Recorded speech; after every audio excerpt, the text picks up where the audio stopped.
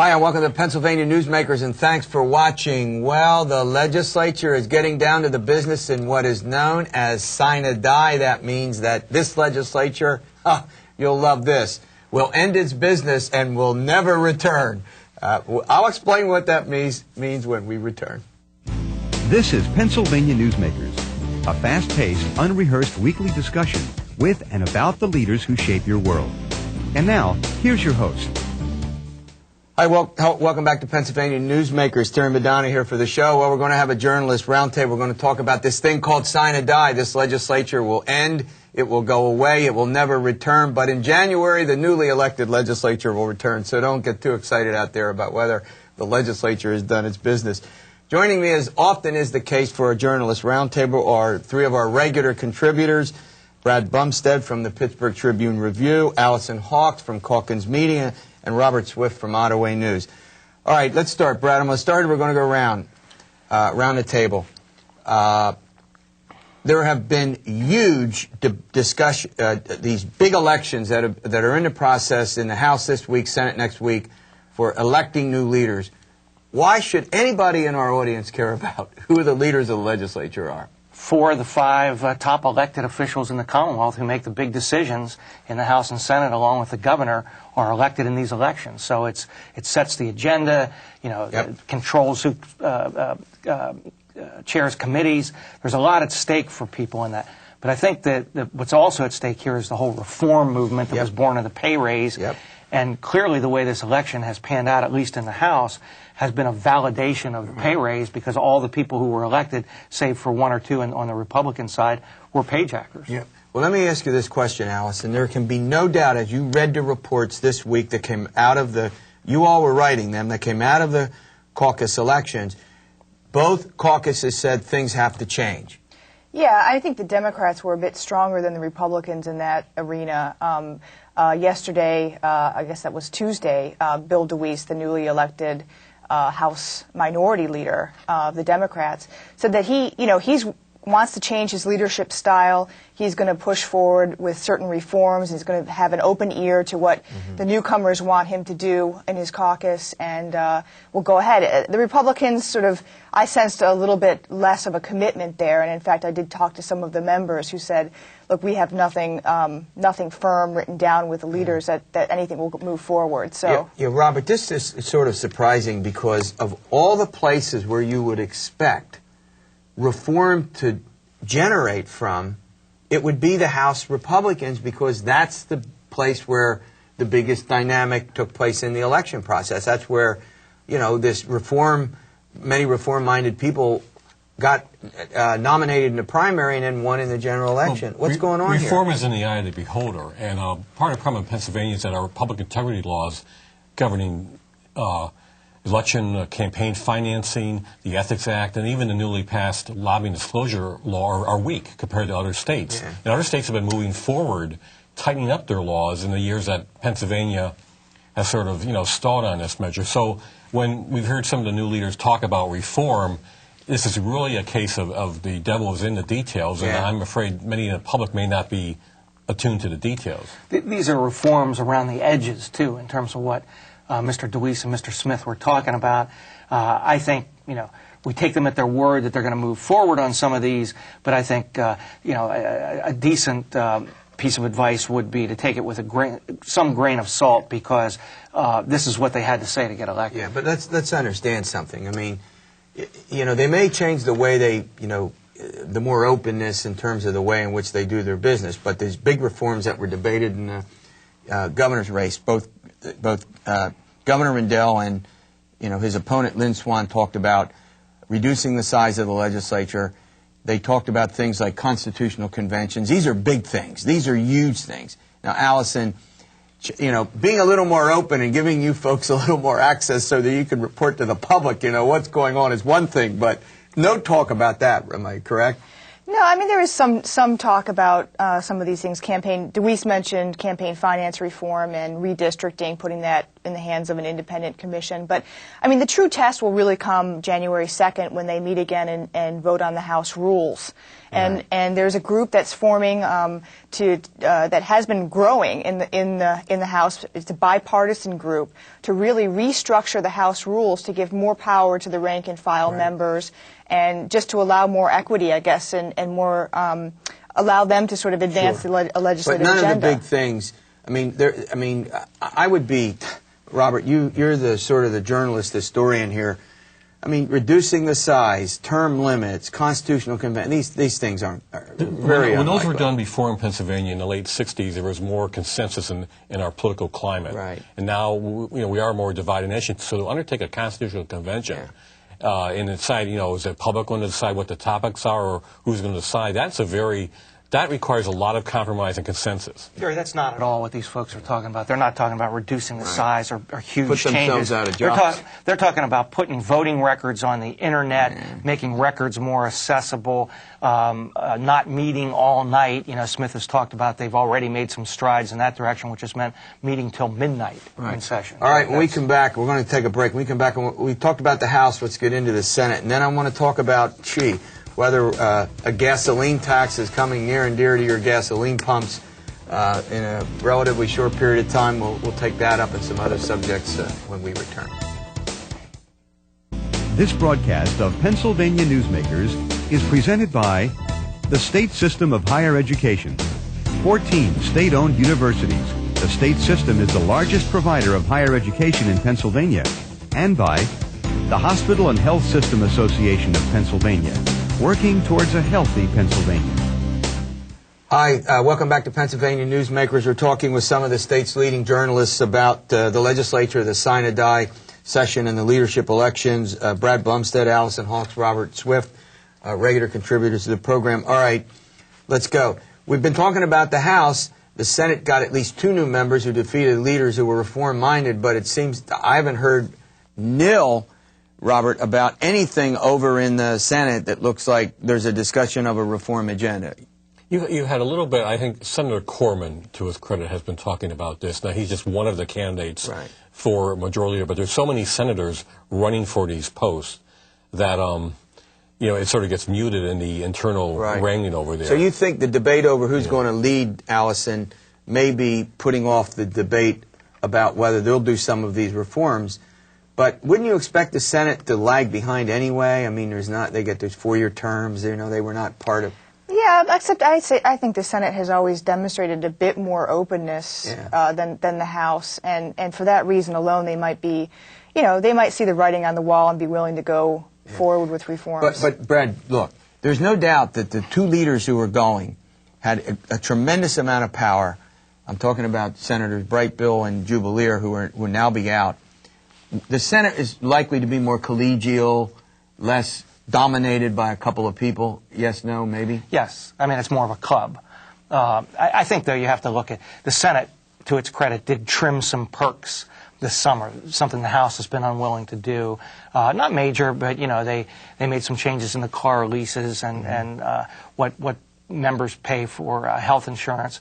So they did that, and I think that in the Senate, there's, Senator Fumo has talked about some changes in terms of how they take up legislation and influence that really would benefit the minority party. So that's a good move on his part as a Democrat in the minority.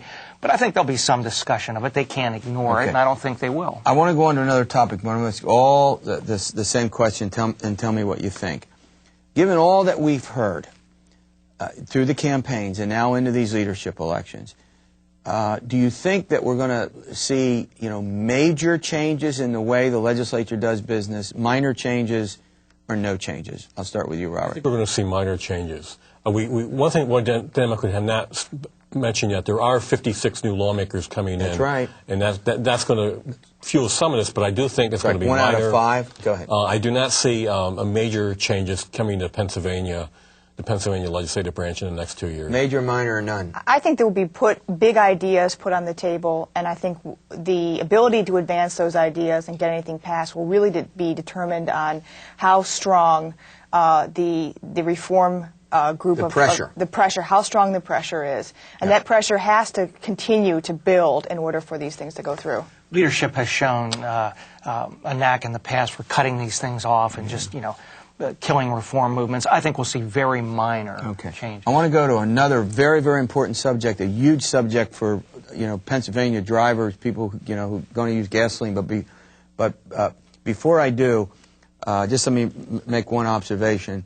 We'll have to see if it gets down to business as usual, whether these incoming legislators, as Robert talks about, 55 of them, 56 of them, whether they buy into the culture up here and end up being just another part of the network, or whether they continue to prod and push for change. They already did with the election, buy into the culture.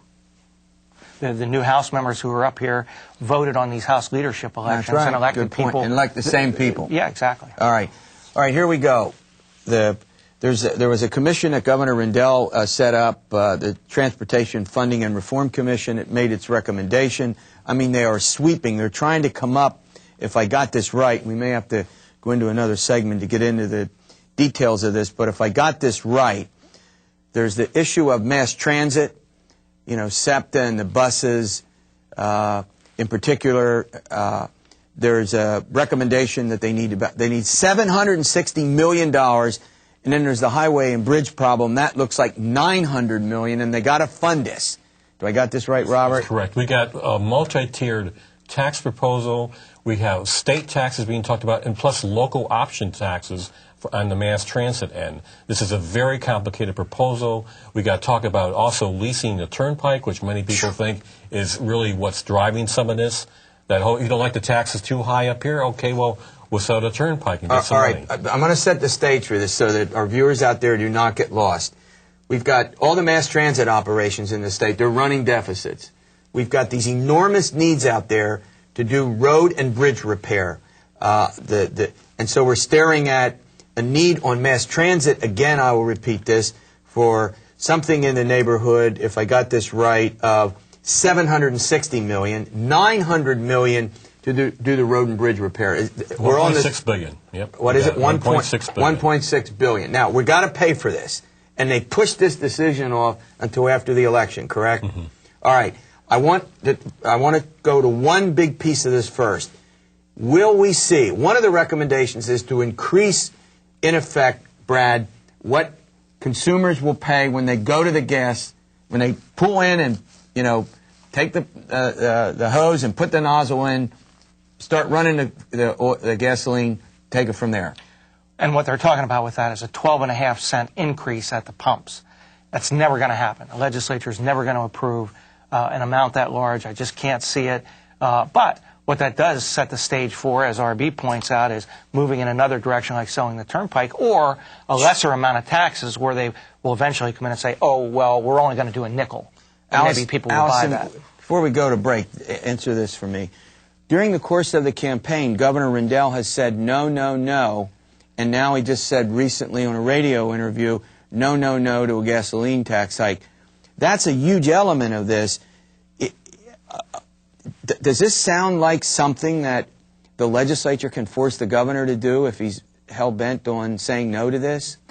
Sure. I think the legislature could certainly force the governor to pass a gas tax. The question really comes down to the legislature at this point, and what are they willing to allow. Rendell needs to shore up the transportation system. He knows that, and I think he will, to some extent, take what the legislature gives him. And that's a big deal for him. I mean, this, Robert, we're going to break. This is a big deal, right? Yes, this is one of the unfinished items on the agenda, of his agenda. All right, we're going to continue talking about this. There's some other details in this we want to get out to you. A very, very important subject, one of the most important subjects to take up in this Sign or Die session. We'll do that when we return. This broadcast of Pennsylvania Newsmakers is presented by the Pennsylvania Credit Union Association. Pennsylvania Credit Unions, where people are worth more than money. And by the Energy Association of Pennsylvania, Pennsylvania's energy information source. This broadcast of Pennsylvania Newsmakers is presented by Pennsylvania Medical Society. Doctors and patients, preserve the relationship. And by the Pennsylvania Manufacturers Association. Business in Pennsylvania is our business. Hi, welcome back to Pennsylvania Newsmakers with some of our regular journalist contributors, Brad Bumsted, Allison Hawkes, and Robert Swift. All right, look, Brad, you said no way and sign or die. I mean, why? You think these legislators coming in now, these 56 new people, don't want to vote for a gas tax? Yeah, as Allison just remarked, it's a great welcome mat for these new members. I mean, no, they're not going to deal with this in the sign or die. This is something that's more likely to be taken up 2007 and could go well into the budget cycle next year. Yeah, well, I mean, Allison, look, in addition to the gasoline tax that they're proposing, let's get into some of the other things. I mean, this report to pick up for this, what is it, $1.6 billion? $1.6 billion to deal with mass transit and to deal with the highway, you know, the bridges and ridges. I mean, go into this. I mean, what else are they talking about raising? Well, they're looking at nickel and diming you more at when you register a vehicle. Right. They're looking at increasing the realty transfer tax. So when you sell a home, you have to pay a higher percentage of tax on that. They're looking at, of course, there's a local share here, so the local county governments have to kick in more money. So we're looking at the possibility of a sales tax increase, an earned income tax increase at the local level. So, I mean, you pile all these things on top of each other, and we're looking at multiple tax increases. And we got all these people who ran, who said, no pay hike ever. No tax hike ever, right? Right. And they're going to be in the position to vote for these tax hikes? It's going to smack them right in the face. Excuse me. Well, that's exactly what they'll say. They're not tax increases, they're fees. Robert, I'm going to turn to you what I think is one of the more controversial subjects that's related to this. There's been speculation all over the place that this recommendation is being made, in a sense, as a Trojan horse to get the legislature and the public ready to do something with goodbye to the Pennsylvania Turnpike. Explain that. This would be, Pennsylvania was the first state in the nation to have a turnpike. So in 1940, so to suddenly look at selling it or leasing it to a private firm to run, and also potentially cut deals with corporations to like build hotels along the turnpike or other business industrial parks. That's what many people think is behind this. The proponents of this will say, look, you don't like the high tax rates. Well, here's a way to have some lower tax hikes and get some cash coming in for our mass transit systems and highway and road work.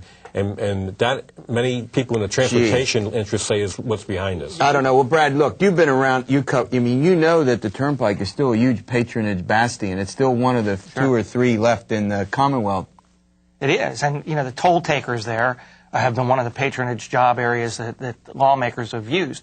But times are changing, and they're looking at big bucks. I mean, it's great to be able to get somebody a job at the Turnpike Commission, but one of the companies looking at this, Macquarie, a big Australian conglomerate, comes in with billions of dollars and buys or leases these kind of things from governments, as they did in Chicago. And I think people are looking at that money and looking at revenue that could be used for all the things they need for roads. Allison.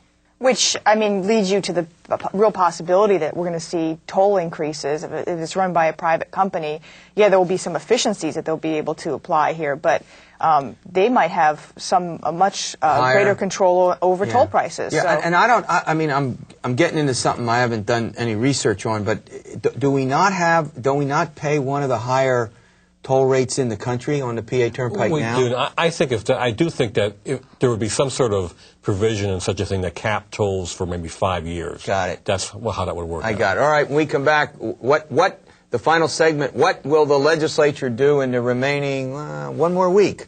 One more week before they say goodbye, never to return. This broadcast of Pennsylvania Newsmakers is presented by Highmark Blue Shield, changing the way health plans work for business with a variety of plan options for employers and more choices for employees. Information is available at highmark.com. Have a greater hand in your company's health. And by the Pennsylvania Healthcare Association, the future of long-term care. This broadcast of Pennsylvania Newsmakers is presented by the Pennsylvania Builders Association, building today for a better tomorrow, and by the Pennsylvania Cyber Charter School, bringing educational innovation and freedom to the children of Pennsylvania.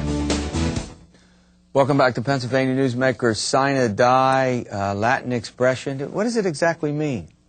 To finish the end. To finish the end. I mean, we know it's over and this legislature is gone. I've been having a lot of fun with that. Brad, what they do may well depend on what happens in the Senate elections, which will take place this week. That is, the elections for the leadership in the state Senate of Pennsylvania. Yeah, and there's a real power struggle underway in the Republican caucus, where we have Senator Jeffrey Piccola, who's currently the number 3 Republican leader, and a conservative battling Senator Scarnati, who has the backing of the current president, Robert Jubileer, and some of his people. These folks are going at it for the pro tem job, the number 1 position. And what happens there, and they both have slates of candidates, is going to go a long way to determining the flavor of the Senate, not only for the final week, but into next year. Now, in the past, Allison, sine die was filled with all sorts, run one bill after another, done, as the reformers would say, in the dark of night, without any sunshine. What are you hearing? You're laughing. Am I right or wrong? Oh, you're right. Tell me what is the attitude that you're hearing about what they should do and how they should do it? Oh, they're talking about a pay raise, Terry. Yeah, right. You better. Yeah, that's all you'd have to say. That would be big news. But go ahead. No, there's really not much of substance on the agenda. I don't think the House and Senate leaders are on the same page right now as to really getting anything through, and so. They're running bills in the House and such, but I don't really see much happening there. So, in other words, Robert, you're shaking your head. You agree? So, to a large extent, yes. The House passed a bill to phase out the inheritance tax, and it was introduced by one of the lawmakers who was the first to decide she was going to retire after the pay hike. You could still see some little blips along there. Right. And there's something with auto emissions. There's some effort by the House to possibly. They don't want to do as ambitious of a car emission standard as a Rendell administration was. Using what the California standards has to do with buying cars. The cars sold in Pennsylvania after, is it 2000 and... The Rendell people want to implement this in 2008. The Senate Republicans would like to do it in 2014. All right, we have about a minute left. So the bottom line here is, go around the horn again, are they going to do a lot, very little, or nothing? Very little. The melodrama is going to be pretty much gone. Nothing much. Nothing much. Virtually nothing. All right, so the reformers accomplished something. Or maybe these, yeah, that's right, the reformers, you're all agreeing, the reformers accomplished something. All right, a great update as always. All right, thanks. We'll see you again next week for another edition of Pennsylvania Newsmakers. And as always, stay well. All right, stay with us until then.